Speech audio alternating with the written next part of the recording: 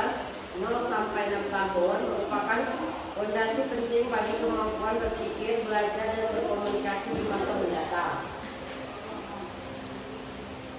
Berikut penjelasan mengenai tahapan tersebut.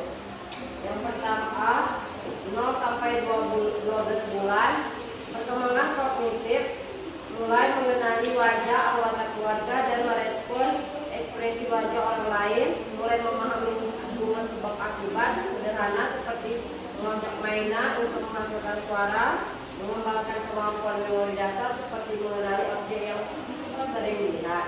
Yang kedua itu perkembangan bahasa pada tahap pralinguistik, bayi berkomunikasi melalui tangisan dan ekspresi wajah sekitar usia 4 sampai 6 bulan.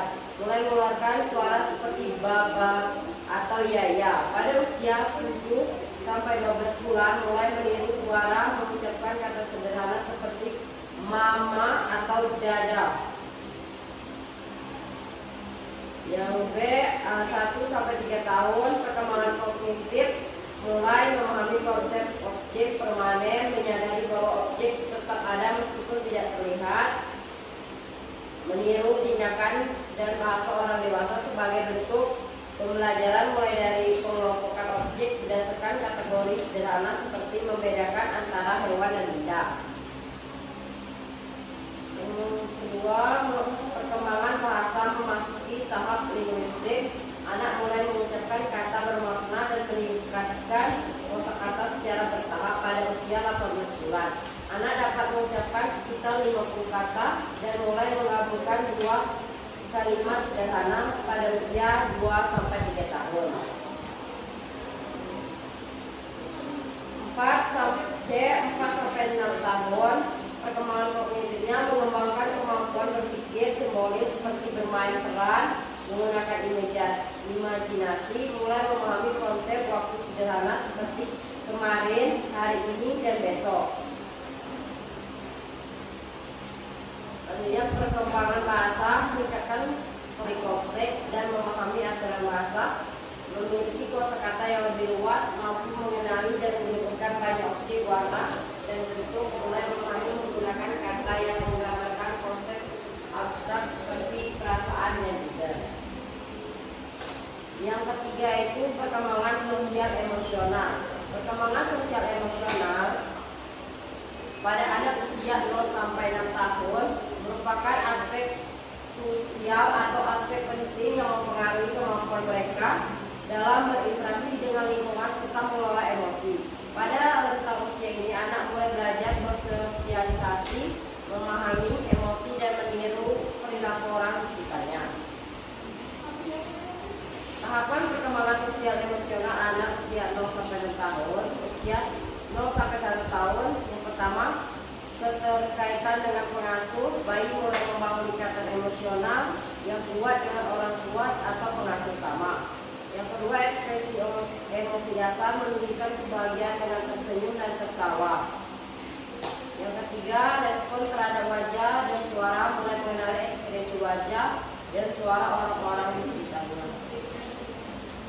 Yang keempat, interaksi sosial awal, mulai mengoceh dan beraksi terhadap interaksi sosial seperti menatap mata dan merespon suara. Yang kelima, kecemasan terhadap orang asing. Kita usia 6 sampai 12 bulan, bayi dapat menunjukkan ketakutan dan kecemasan. B. Usia 1 sampai 3 tahun, meningkatkan kemandirian anak, mulai melakukan hal sendiri seperti melakukan makan atau mengenakan pakaian. Yang kedua, meniru perilaku, kadang sering meniru perilaku orang dewasa. Usia 4 sampai 6 tahun, bermain secara interaktif, anak mulai terlibat dalam permainan kelompok, berbagi peran dan bekerja sama. Empati dan simpati, mulai memahami dan menunjukkan kepedulian terhadap orang lain.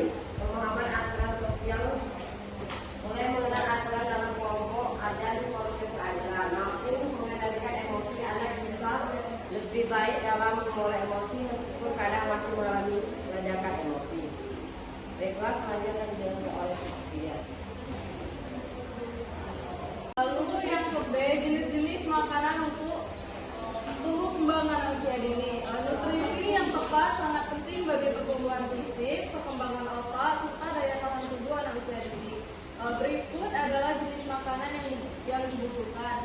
Yang pertama, karbohidrat, sumber energi utama untuk aktivitas anak seperti nasi, roti gandum, kentang, dan pisang. Yang kedua, protein, berperan dalam pertumbuhan dan perbaikan jaringan tubuh seperti daging tambah lemak, ikan salmon, tuna, dan telur.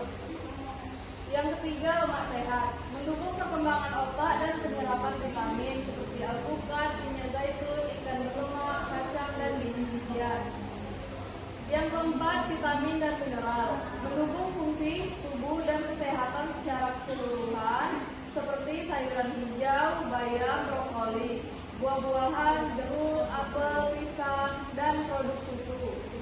Yang kelima, serat, membantu pencernaan dan mencegah sembelit seperti sayuran, wortel, labu, buah-buahan, apel, pir, biji-bijian.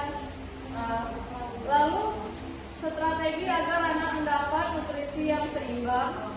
Yang pertama, variasi makanan. Pastikan setiap makanan mencakup karbohidrat, protein, lemak sehat, serta vitamin dan mineral. 2. Jadwal makan teratur. Berikan 3 kali makan utama dan 2 cemilan sehat setiap hari. Yang ketiga, libatkan anak.